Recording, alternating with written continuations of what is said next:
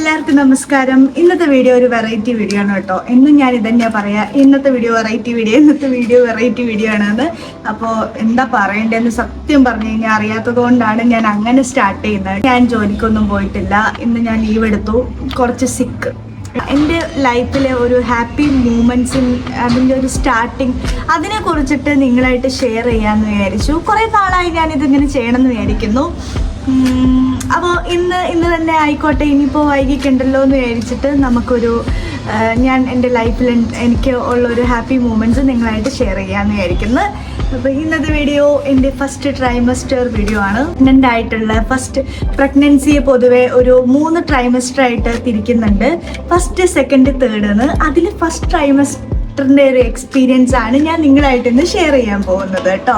എത്ര പേർക്ക് ഈ വീഡിയോ ഇഷ്ടപ്പെടും എന്നുള്ളത് എനിക്കറിയില്ല, പക്ഷേ ഇഷ്ടപ്പെടുന്ന കുറച്ച് ആൾക്കാരെങ്കിലും ഉണ്ടാവും, അല്ലെങ്കിൽ ഫസ്റ്റ് ട്രൈമസ്റ്റർ എങ്ങനെയാണ് ഓരോരുത്തരുതെന്ന് അറിയാൻ കുറച്ച് ആൾക്കാരെങ്കിലും താല്പര്യപ്പെടുന്നവരുണ്ടെന്നുണ്ടെങ്കിൽ അവർക്ക് ഇത് യൂസ്ഫുൾ ആയിക്കോട്ടെ, അല്ലെങ്കിൽ ഇതൊരു ഹാപ്പി മൂമെൻറ്റ്സ് അവർക്ക് കൂടെ ഇത് കാണുമ്പോൾ ഉള്ളൊരു ഫീലിങ്സ് എന്തായിരിക്കും എനിക്കറിയില്ല എന്താ പറയണ്ടേന്ന്.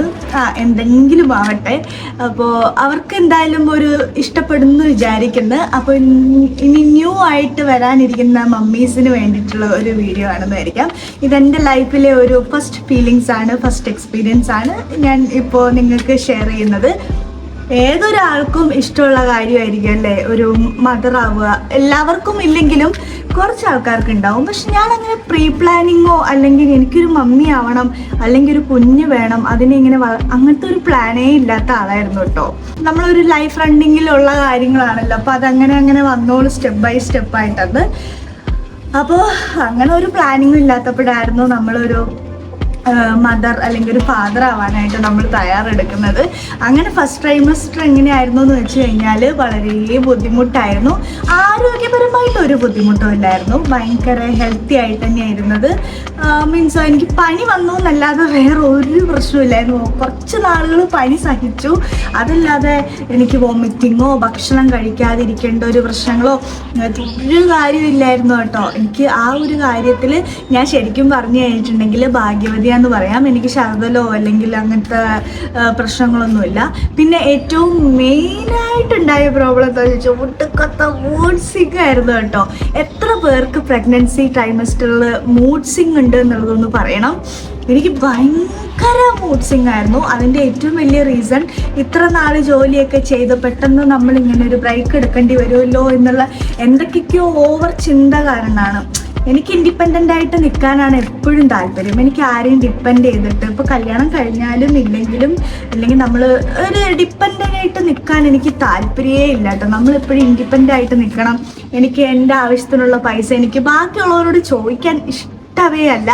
അങ്ങനത്തെ ഒരു സിറ്റുവേഷൻ എനിക്ക് ആലോചിക്കാൻ വയ്യ. അപ്പം ഞാൻ പെട്ടെന്ന് ജോലിയൊക്കെ ജോലിക്ക് പോകാൻ പറ്റാത്ത ഒരു സാഹചര്യം വന്ന് നിൽക്കേണ്ട വന്നതിൻ്റെ ഉള്ളൊരു മൂഡ് സ്വിങ്സ് ഒക്കെ ഉള്ളത് കാരണം ഞാൻ എൻ്റെ ഫസ്റ്റ് ട്രൈമസ്റ്റർ ഒട്ടും എൻജോയ് ചെയ്തിട്ടില്ല. ചിലവർ ഞാൻ കണ്ടിട്ടുണ്ട് ഭയങ്കര ക്രേവിങ്സും ഭയങ്കര ഫുഡ് കഴിപ്പും അങ്ങനെയൊക്കെ ആയിട്ട്. എനിക്ക് അങ്ങനെ ഒരു സംഭവമേ എൻ്റെ ലൈഫിൽ ഫസ്റ്റ് ട്രൈമസ്റ്ററിൽ ഉണ്ടായിട്ടില്ല. എനിക്ക് ഭയങ്കര ഇറിറ്റേഷൻ ആയിരുന്നു കേട്ടോ, ഭയങ്കര ബുദ്ധിമുട്ടായിരുന്നു. ആ ഒരു first month, second month, third month കഴിയുന്നത് വരെ എനിക്ക് ഭയങ്കര ബുദ്ധിമുട്ടായിരുന്നു കേട്ടോ. അതെങ്ങനെ ഞാൻ തരണം ചെയ്തു എന്നുള്ളത് എനിക്കറിയില്ല.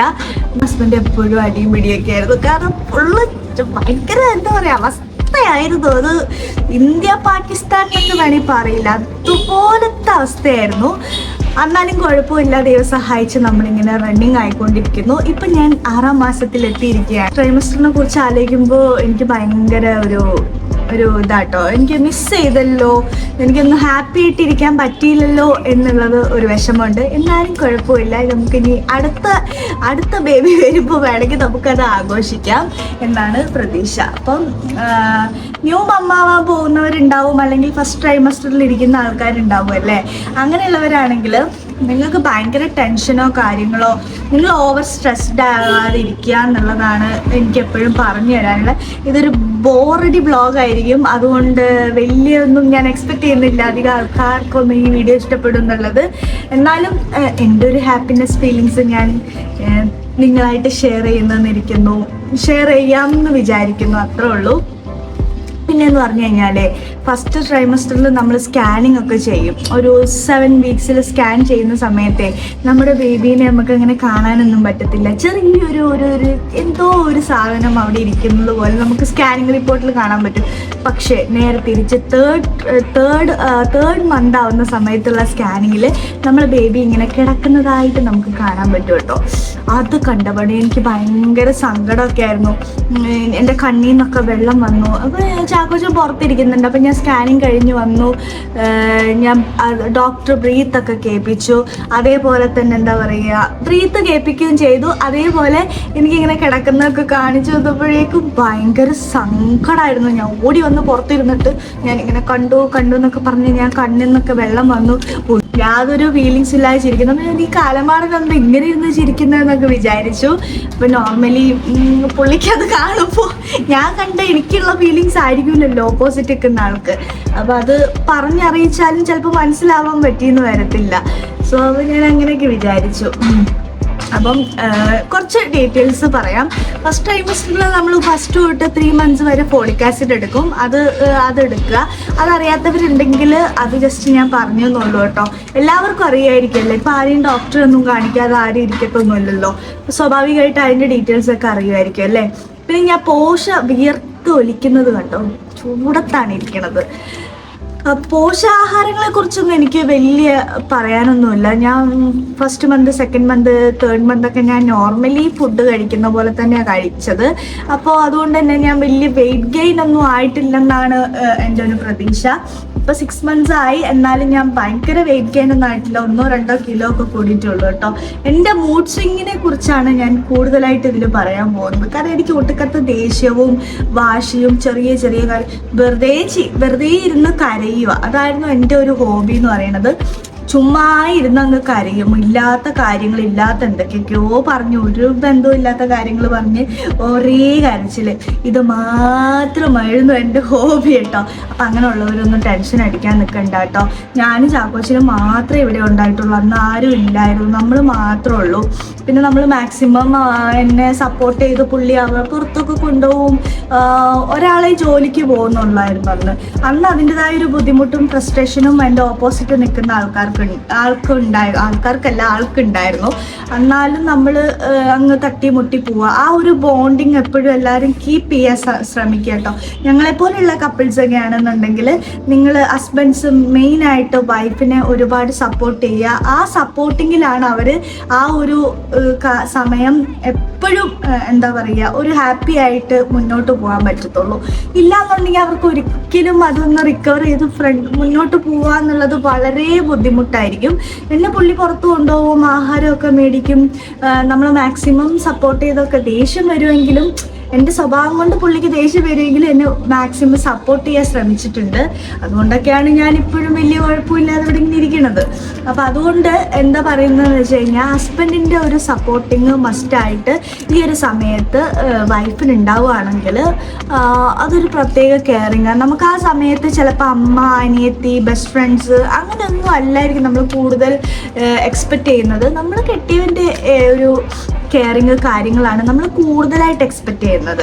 അത് ഡെലിവറി കഴിഞ്ഞാലും, ഡെലിവറി വരെയാണെങ്കിലും, ജീവിതകാലം മൊത്തം അതുണ്ടെങ്കിൽ എല്ലാ വൈഫുമാരും സന്തോഷമായിരിക്കും എന്നാണ് എൻ്റെ ഒരു അഭിപ്രായം. അപ്പോൾ എൻ്റെ ഫസ്റ്റ് ട്രൈമസ്റ്റർ ഇത്രയൊക്കെ തന്നെ ഉണ്ടായിട്ടുള്ളൂ. മൂഡ് സ്വിങ് ആയിരുന്നു ഏറ്റവും കൂടുതൽ ഞാൻ സഹിക്കേണ്ടി വന്നത്. അല്ലാതെ വേറെ ഒന്നും ഞാൻ സഹിച്ചിട്ടില്ല കേട്ടോ. Mood swing. അപ്പോൾ ഇതിൻ്റെ നിങ്ങൾക്ക് അറിയായിരിക്കുമല്ലോ അല്ലേ, നിങ്ങൾ കൂടുതലായിട്ട് ഇനിയൊന്നും പറയണ്ടല്ലോ. അപ്പോൾ ഫസ്റ്റത്തെ 7 വീക്സിൽ ഒരു ഇതുണ്ടായിരുന്നു, സ്കാനിങ് ഉണ്ടായിരുന്നു. 3rd മന്തിലുള്ള സ്കാനിങ് ഉണ്ടായിരുന്നു. അതിനിടയ്ക്ക് ഒരു TT എടുത്തിട്ടുണ്ടായിരുന്നു. 2 ഡോസ് TT ഒക്കെ ഉണ്ട് കേട്ടോ. അപ്പോൾ അതൊക്കെ ഞാൻ കംപ്ലീറ്റ് ചെയ്തു. അതൊക്കെ ചെയ്യാനുള്ളൂ. പിന്നെ മുട്ട, പാല്, പഴം എന്തൊക്കെ കഴിക്കാൻ പറ്റുമോ നല്ല പോഷകാഹാരങ്ങൾ കഴിക്കുക. കുറേ ചോറ് കഴിച്ചിട്ട് കാര്യമില്ല, പോഷകാഹാരങ്ങൾ കഴിക്കുക. ഇതൊക്കെ നിങ്ങൾ ശ്രദ്ധിക്കുക കേട്ടോ. പിന്നെ കൂടുതലായിട്ടുള്ള അറിവുകളൊന്നും ഞാൻ പറയണമെന്ന് ആഗ്രഹിക്കുന്നില്ല, എല്ലാവർക്കും എല്ലാം അറിയാം. പക്ഷെ ഞാൻ ഈ വീഡിയോയിൽ എന്താ ഉദ്ദേശിച്ചതെന്ന് വെച്ച് കഴിഞ്ഞാൽ, എൻ്റെ ഒരു ഫീലിങ്സ് ഞാൻ ഷെയർ ചെയ്തിട്ടാൽ എനിക്ക് നാളെ എടുത്ത് കാണുമ്പോൾ അയ്യോ എൻ്റെ ഇങ്ങനെയായിരുന്നല്ലോ എൻ്റെ ഫസ്റ്റ് ട്രൈമസ്റ്ററിൽ ഞാൻ എന്നുള്ളതൊന്നും മനസ്സിലാക്കാം, അത്രയേ ഉള്ളൂ. അപ്പോൾ ഇന്നത്തെ വീഡിയോ ഇത്രയൊക്കെ ഉള്ളൂ. ഇഷ്ടപ്പെടുകയാണെങ്കിൽ ലൈക്ക് ചെയ്യുക, ഷെയർ ചെയ്യുക, സബ്സ്ക്രൈബ് ചെയ്യുക. അപ്പോൾ പ്രഗ്നൻ്റ് ആയിരിക്കുന്നവരെല്ലാവരും ആ ഒരു ജേണി ഹാപ്പി ആയിട്ട് മുന്നോട്ട് കൊണ്ടുപോകുക. എൻ്റെ മൂഡ് സ്വിങ്ങിൻ്റെ പ്രശ്നങ്ങൾ പോലെ തന്നെ നിങ്ങൾക്ക് ഉണ്ടാവും. അത് മാക്സിമം നിങ്ങൾ തരണം ചെയ്യുക. അതിലൊന്നും ഒരിക്കലും ഡിപ്രഷൻ ആവരുത് എന്നുള്ളത് മാത്രമേ ഞാൻ ഈ വീഡിയോയിലൂടെ ഉദ്ദേശിക്കുന്നുള്ളൂ. സോ അപ്പോൾ അത് മെയിനായിട്ട് നിങ്ങളൊന്ന് ശ്രദ്ധിക്കുക. അപ്പോൾ എല്ലാവരും സേഫായിട്ട് ഹാപ്പി ആയിട്ടിരിക്കുക. അപ്പോൾ പുതിയ വീഡിയോ ആയിട്ട് വരുന്നവരെ എല്ലാവർക്കും ബൈ.